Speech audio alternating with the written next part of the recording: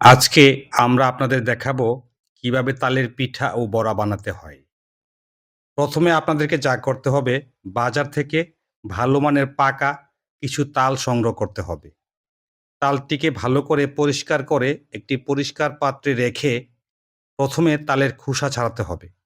সমস্ত খোসা ছাড়ানো হয়ে গেলে তালের শাঁসগুলি বেরিয়ে আসবে এবং তালের যে বিচির উপর যে শাঁসগুলো দেখতে পাবেন, এটিকে আস্তে আস্তে একটি পাত্রে রেখে বেশ কিছুটা সময় হাতে কষলিয়ে নিতে হবে।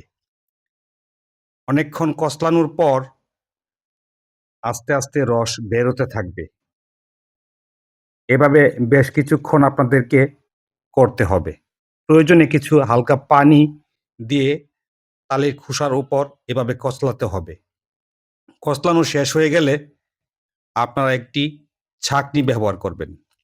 একটি প্লাস্টিকের ছাঁকনি উপর এভাবে তালের বিচিটিকে ঘষতে হবে।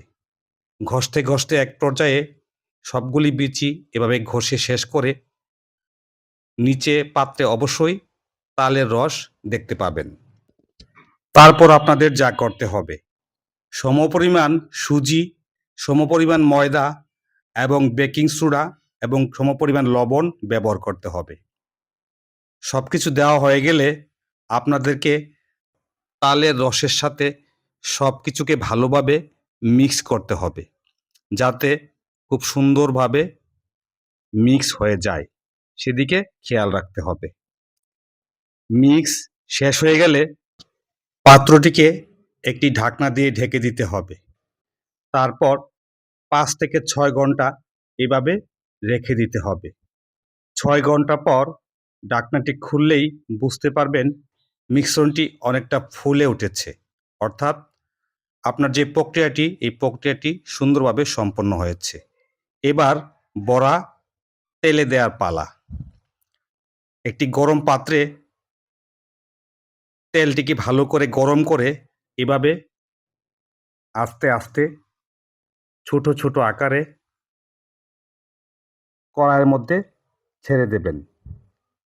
তার কিছুক্ষণ পর আস্তে আস্তে বড়াগুলি ফুলতে শুরু করবে এবং এক পর্যায়ে অনেকটা সময় নেড়েচেড়ে বড়াগুলিকে সুন্দর করে ভেজে নেবেন।